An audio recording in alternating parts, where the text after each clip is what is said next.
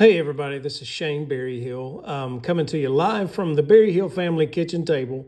Just wanted to do a real quick down and dirty lo-fi recap of HeroesCon 2026.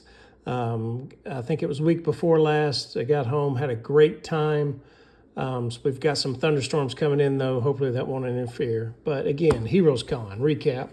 Just wanted to give a big thanks, a big shout out to Heroes Aren't Hard to Find, the shop by Shelton Drum.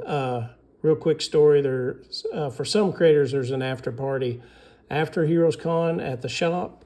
And the first time I got to go, Shelton didn't know who I was from Adam, and he was, before I could even reaching my hand out to greet him, introducing myself, he was stuffing tickets for barbecue in my hand, asking me, have I eaten yet? Also wanted to give big thanks to Seth Pledger, and Kara, the people that organize. I just was the plus one, the wind beneath the wings of my artist and friend James Barry this year. More on him in 1 second. But just wanted to give these people's prop. It's the most, HeroesCon's the biggest comics true convention out there. And Shelton and his team put on a great show. All the things I'm going to be sharing, all the ads, it goes without saying, are from Instagram. So please like, follow, and share these people, and spread the good works they do and other things you love. All right. Speaking of James Barry, this is what he and I are working on. You see, this is really, HeroesCon, all along with being so much fun, is a comics creators golf course where you network. And James, predominantly James, but printed up this special preview of the book that it's an all ages original graphic novel aimed at middle grades for the show. I'm actually going to be writing it under a pen name A.B. Hill, but as you can see, I am part of the writer artist team, being the writer part of it. And of course, this is not a final cut. Again, despite how thick and awesome this big boy is, it's just a copy to distribute to potential editors and other reviewers that were there. Thanks to everybody that did take the time and to take a look at Strangely Familiar or take a copy of it and say they'd get back to us. So again, that's what's coming down the pipe from artist James Barry, myself, and we're represented by Stephen Salpeter of Two Arms Media. Be sure to follow all those guys, myself included, and just boost the good people's signal. All right. Speaking of people who were kind enough to agree to take a look at Strangely Familiar, this is just a little print up by graphic novelist Chris Schweitzer, amazing, talented guy. I love his line work, just the delicate lines. And this is basically a book of swords, which, swords are cool. And just some of the things we got picked up there at HeroesCon. Oda Nubadonga, who I'm probably mispronouncing, he's the samurai that, quote unquote, supposedly wiped out the last of ninjas in Japan. I had a ninja comic book project at one time. Never really went much anywhere. At first, I brought it with Daniel Hilliard, artist on plastic and so much more through Image Comics and 12 Gauge Comics. But that didn't work out. So my good buddy, Joshua Greathouse, he's a HeroesCon staple and a great guy. You should follow his work, his original comics. He picked it up for a while, but we couldn't make it go. But that's all right. That's just comics, baby. So this is great stuff. All right. And again, please follow Chris at Schweitzer Comics. Again, these are all on Instagram. Next up, another gentleman, Andy Runton of Alley fame. Andy was kind enough to actually donate a couple of comics or a couple of his original graphic novels with a sweet little original sketch there to the place I work at the Ames Center. And there's so many people there, members and staff alike, who love comics, and they're going to be excited to pick up these all ages treats. So again, follow Andy and the Adventures of Allie at Allie on Instagram, or Owlie rather. All right, next, coming up, one of the best things about HeroesCon, I met another couple of wonderful human beings. They were tabling right next to you. I always talk to people at the conventions that you're beside, creators, because you never know. You're probably going to make a new best friend. And I would call myself lucky if George Hagee, who I'm probably mispronouncing his last name, would call me friend. He is the writer and lead singer of the comic and band by the same name, Jack the Radio. You can see here's just a beautiful cover. These comics are coming from a Wave Blue World. Incredible stuff. It's almost very zine, a stream of consciousness poetry, and based on a lot of Georgia's songs. Their band, Jack the Radio, is pretty dadgum good. I was excited to check them out, and another wonderful person and fellow Chattanoogan who hung out with me some is Henry Flood from Epicos Comics at there. And Henry, we've got to get George in to both sign at the shop and get his band at Barrel House Ballroom, just along with Seth's band. Man, that would be awesome.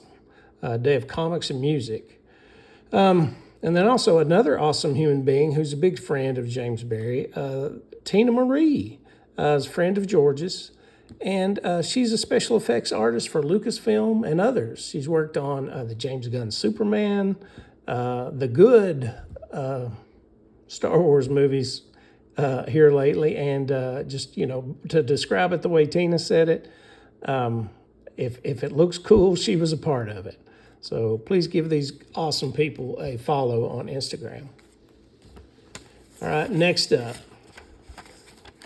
a super nice guy. One of the rare times where he actually hollered at me from across, somebody I'd never met, hollered at me from across the way, Mr. Johnson Benjamin.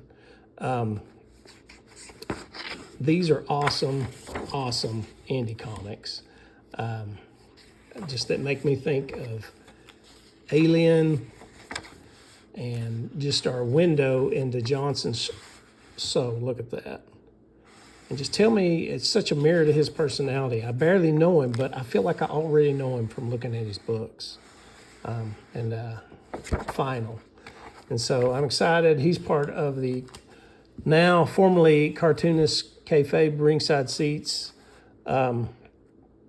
a Facebook group, now CKRS, and incredible guy, and he actually gave these to me. So thank you, Johnson, and brother, all my best to you. All right, speaking of Cartoonist Kayfabe, next up, we got my friend, former collaborator,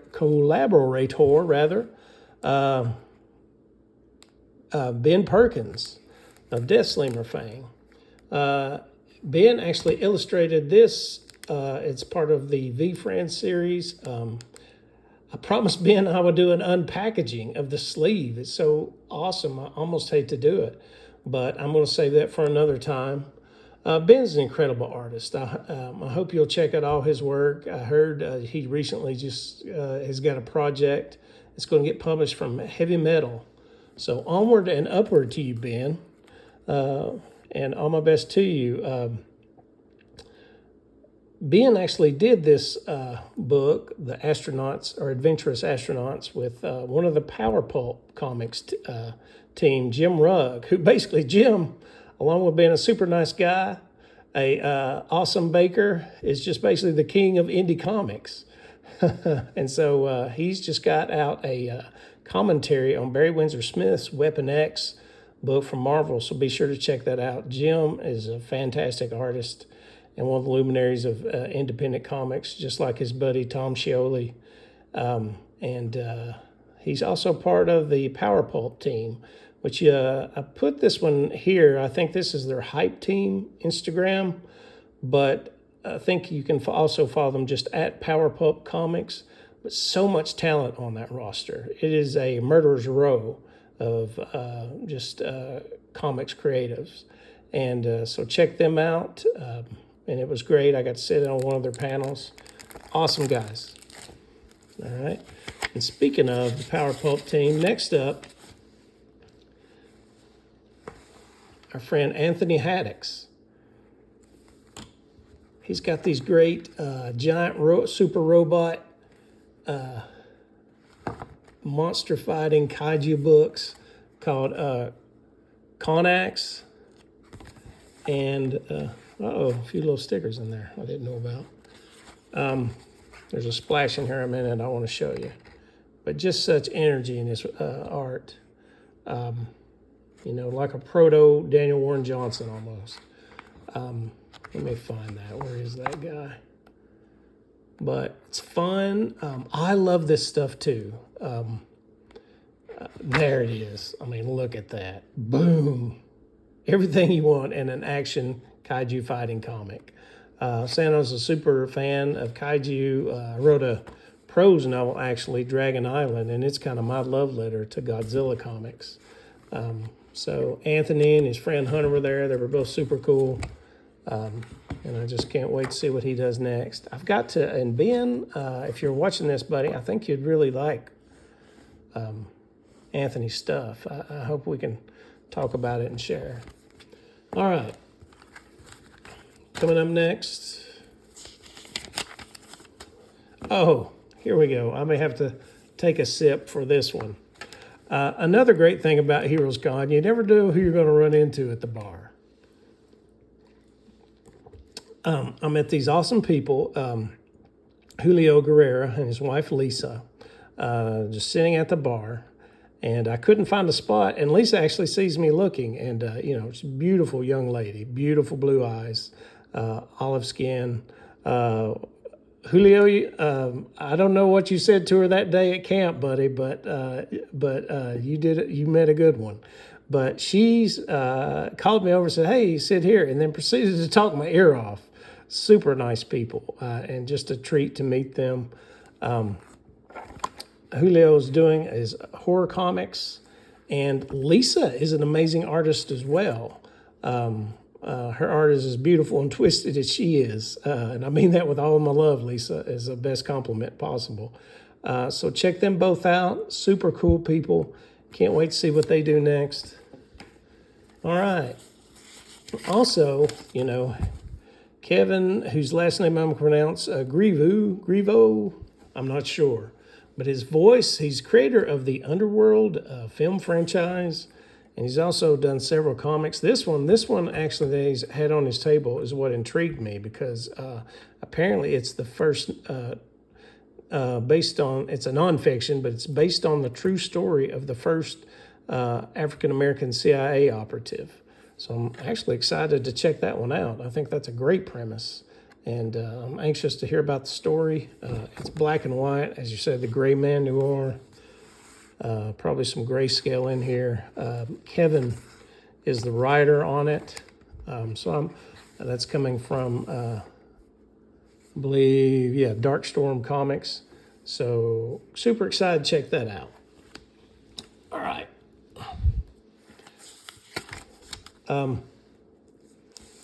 Next up, Michel Fife. I just picked this up from Michel because not only am I an admirer of his work, but what he does with negative space and just composition is amazing. But just out in the hallway, and he went out of his way to come up and shake my hand, even though he doesn't know me from the next guy. So that was super cool. And, that's when you make that emotional connection. If I can, I'm going to do my best to boost your signal in return. Not that Michelle needs it. He is an amazing creator. his Copper series, just pure eye candy. You should check it out on that alone. All right. Last, but far, far, far from least, my bros, Raymar Brunson and Kevin Catalan. Look at this. So amazing. I picked up this new one. It's Gatling Boy.